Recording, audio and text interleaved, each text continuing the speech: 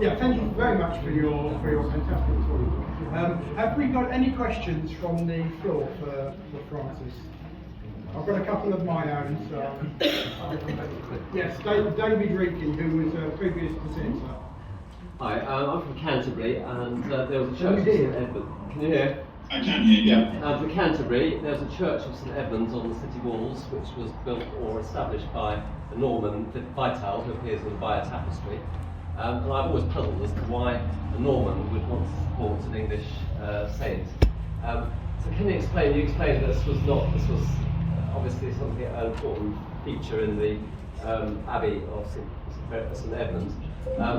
Why would the Normans want to identify as English at this time, when the whole thrust of the Norman conquest was to denigrate English saints?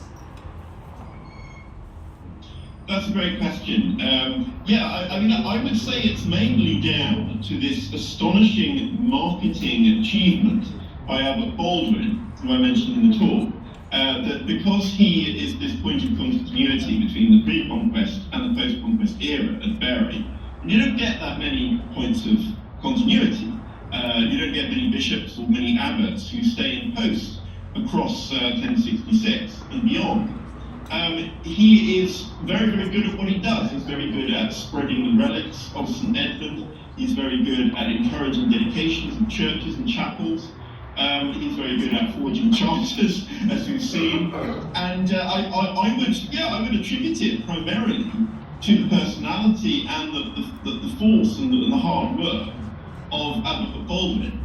But on the other hand, I think there was an incentive for the Normans to not necessarily become English, but certainly to, if you like, acquire Englishness for themselves. And the analogy I'd use is the Romans. The Romans conquer Britain, they adopt the worship of native British gods. And you find a similar kind of thing with the Normans, not only in England, but also in Sicily. And of course, also, when Norsemen end up setting up the Kievan Rus in what's known as Ukraine, you get this adoption of the local culture, adoption of the local saints.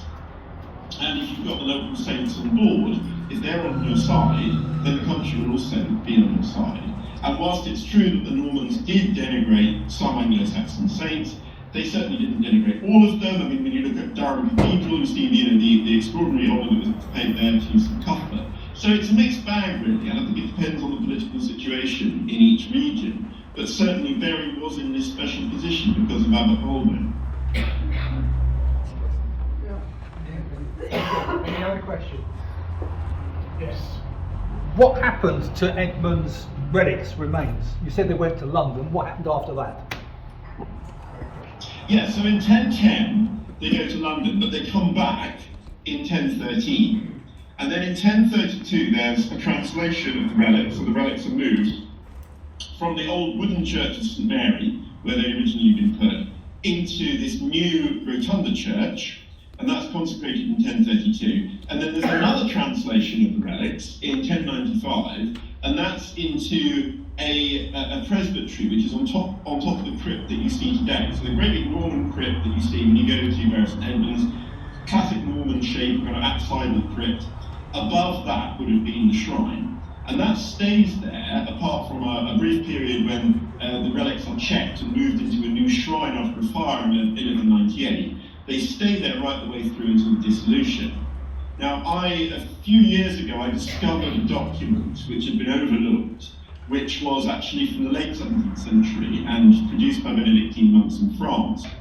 And that recorded that one of the monks had said that his great-grandfather had been a monk at Bury St Edmunds, and obviously afterwards he left the monastery, had children, and therefore became this guy's ancestor. And he had been involved in the hiding of St Edmund's body. And all this source says is that the body of St Edmund was placed in an iron chest and it was hidden somewhere. But no further clue given. But given that there's no mention of any other location, I think we can fairly reasonably assume that the location was somewhere within the precinct of the Abbey. And so I have argued at great length in my book, Edmund in Search of England's Lost King, that the most likely location that we can theorise for where Edmund's relics might be is somewhere in the precinct, in an iron chest, probably with a gold angel placed over the martyr's chest, because we know that that was there in 1198, and we've got no reason to suggest that it was moved from inside that inner coffin, which would of course allow the identification of those remains if they were ever found. And I've also suggested that they might be in the old monks' cemetery, and that's because it was close to the presbytery. It was the obvious place that you were going to bury a body at this particular time, when the monastery is effectively under lockdown for the plague, and also under lockdown by Henry VIII's commissioners. And that was under some tennis courts. Now, those tennis courts were removed in 2020. There was talk of some kind of archaeology happening, but it didn't happen because of COVID-19. It still has not happened, so I still remain hopeful that some sort of archaeology, probably not something invasive, probably won't be an excavation, but hopefully some radar surveys, some kind of non-invasive survey will happen in the coming years. But yeah, that's my theory. Right, thank you. That was going to be one of my questions. Fantastic. I wonder, Francis, whether you could say something more about how Edmund met his end.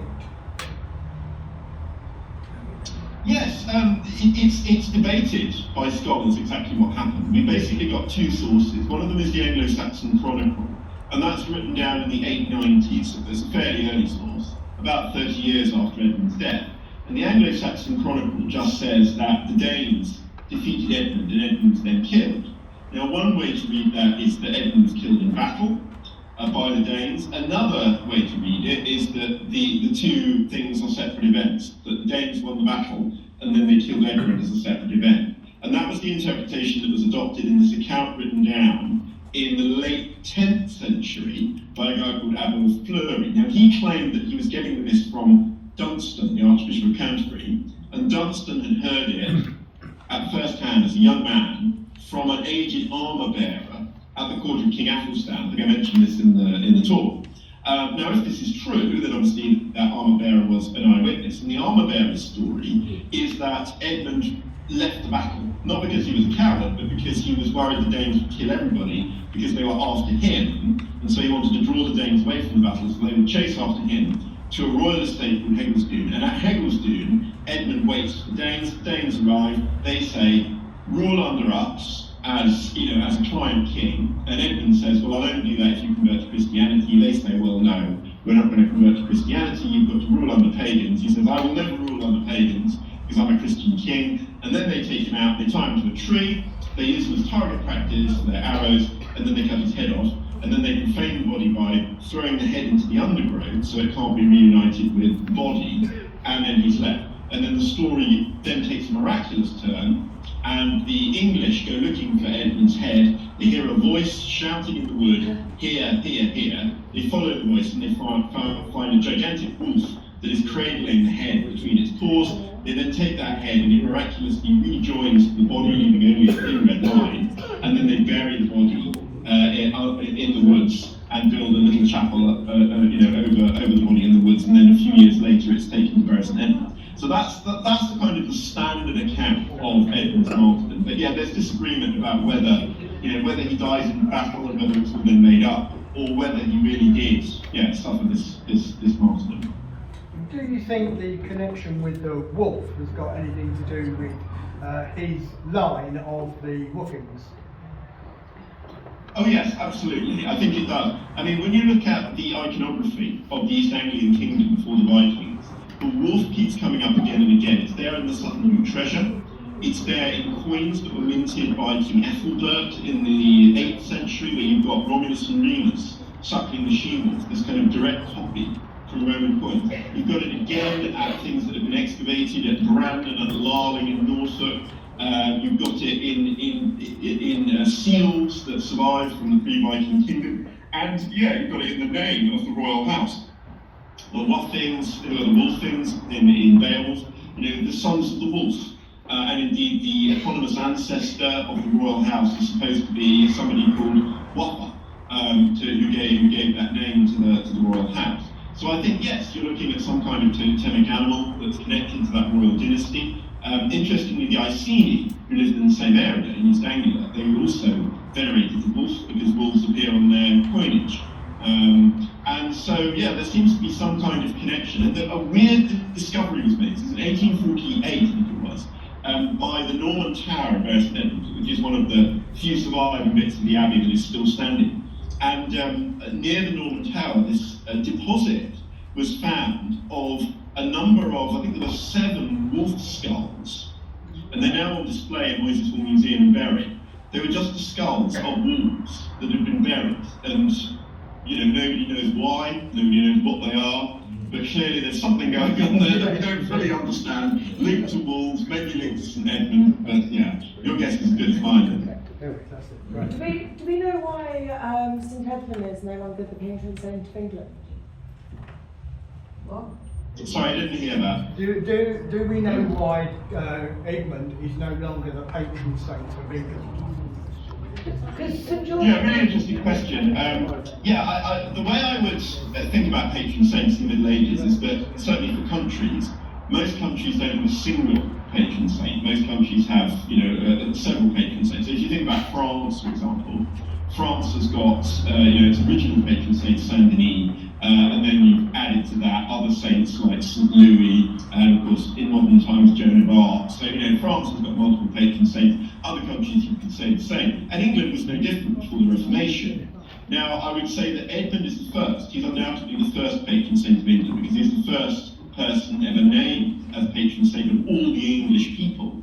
I mean, there might well have been patron saints of the individual Anglo-Saxon kingdoms before that, and Edmund might well be said to be the patron saint of East Anglia, Cuthbert the patron saint of Northumbria, and so forth. But yeah, Edmund is the first to be identified in that way. But then you get rivals coming along. So in the 11th century, you've got the canonisation of Edward the Confessor. And because Westminster Abbey becomes such an important building, Edward's shrine becomes so important and so closely linked with royalty, is potential rival. But he's generally seen as more a pair with Edward, it's almost like they're twins, because they're both kings of England. And then you've got Thomas Becket. And Thomas Becket is really the first big rival, because Thomas Becket's cult spreads to Europe, it becomes huge. And then you've got the arrival of St George, and that doesn't happen until 1349. In 1349, you've got Edward III founding the Order of the Garter. Now, the Order of the Garter originally is just a chivalric order for the king and his closest retainers and loyal men, but it soon becomes linked to the English army.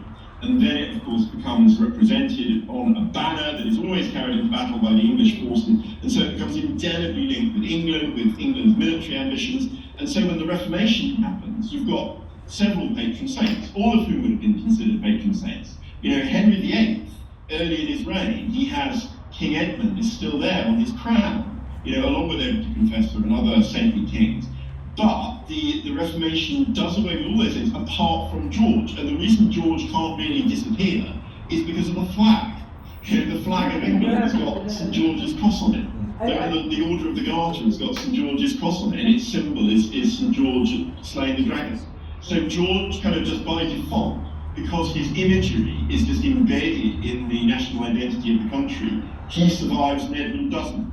So I'd say that, Edmund's cult declines from the 14th century onwards, but he does remain a patron saint of England right up to the Reformation. I find it funny because St George is the patron saint of Barcelona as well. And Portugal, I believe. Oh, okay, cool. Oh yeah, absolutely. I mean, St George is the patron saint of both. He's been everywhere. Greece, patron saint of Georgia, as its name suggests. He's a key patron saint of Russia. I mean, George is really, really popular, to the extent that, some people would argue that he kind of becomes meaningless as a patron saint because everybody's got St George for a patron saint. But on the other hand, I think Shakespeare does kind of sort of immortalise, St George as a patron saint, certainly in Henry V. But yeah, it's an interesting question. There was a campaign some time ago, I believe, to try and reinstate St Edmund as our patron saint. I don't think it got anywhere. Yeah, absolutely. I mean, every year on St Edmund's Day, which is the 20th of November, every year in Bury St Edmunds it gets bigger. And not only does it get bigger, but we try to spread it beyond Bury, and certainly it's now a big thing in Suffolk as a whole, and to some extent in East Anglia as a whole. And yes, in 2006, I think there was a petition to try and reinstate Edmund as a patron saint. I mean, one formulation which I quite like is, some people say George is the patron saint of England, but Edmund is the patron saint of the English people. And it's interesting that the antiphons of the Feast of St Edmund, Ave Regis St Lord, Hail King of the English people. So it's this sense that Edmund is somehow linked to the people of England, not so much the land or the country, but to the people themselves. And so that's one possible way of thinking about it. Thank you. Thank you. Can you remember? I'd like to ask one. Yes. Can I ask? Yeah, of course. Francis still with us, yeah. Francis, it was a brilliant talk, and you navigated wonderfully through the evidential difficulties of associating Edith with the Abbey. I wondered whether you were inclined to come down on the side of one of the options. Is it the idea of the Normans trying in some ways to anglicise themselves, or is it a combination of all the possibilities? Where do you stand on it? Stand on what? What are you suggesting is the yes, what are you suggesting? Of the various options you put for us associating Edith with the cult, if you like, of St Edmund, where do you stand on that? I mean, I think it can be quite difficult to see through the mess that was created by Abbot Baldwin with all these forgeries, and see through to that kind of late Saxon monastery. What was its archive? What documents did it have that were testifying to bequests, donations, lands that were held from the abbot? The most that we know about Edith is that she does hold the manor of Norton from the abbot. She owns the manor of Bayton. Now, these are important manors within the liberty of St Edmund, and therefore, as I said in the talk, I think we can consider her to be one of these people who form the household of St Edmund. But what we don't have evidence for is any bequests that she gave to the abbey. Now, as a royal lady, whether we consider her a queen is more controversial, but certainly as a royal lady, she is someone that we would expect to have given donations. And one of the things that the shrine expected, one thing that the monastery and the monks expected, was that every king of England, every royal visitor, would come and give an offering. And this happens before the conquest, so it happens with Edward the Confessor. Edward famously takes his shoes off about a mile away from Bury and walks the rest of the way barefoot to the shrine of St Edmund. And he and Edmund become quite closely linked and entwined with one another, because they are both the kind of the two great saintly Anglo-Saxon English kings. And Harold, of course, rules for such a short time that he doesn't have the opportunity to go and visit the shrine. But Edith does have this much more long-standing connection, because she's a landowner here for many years. And so, I think we can presume that there was some kind of connection going on there. But as you say, we just don't have the evidence for it. But I think it certainly makes sense that the coterie, if you like, of the Earl of Wessex, given Wessex's very significant connection with the cult of St Edmund, given the Anglo-Saxon royal dynasty's connection, given the connection, particularly with King Edmund I and Edmund II, the fact that they're named after Edmund King, the fact that Edmund I in particular is granting lands, the fact that these members of the Royal House of Wessex, they feel a great connection with Edmund. I think there's every reason to believe that, but unfortunately it is a bit of a black hole, this kind of period, sort of at the 1050s. We don't have very much evidence for what's going on. Thank you. Thank you. Is there anything else? Wonderful. Can I just thank you again, Francis, for that Absolutely. wonderful talk.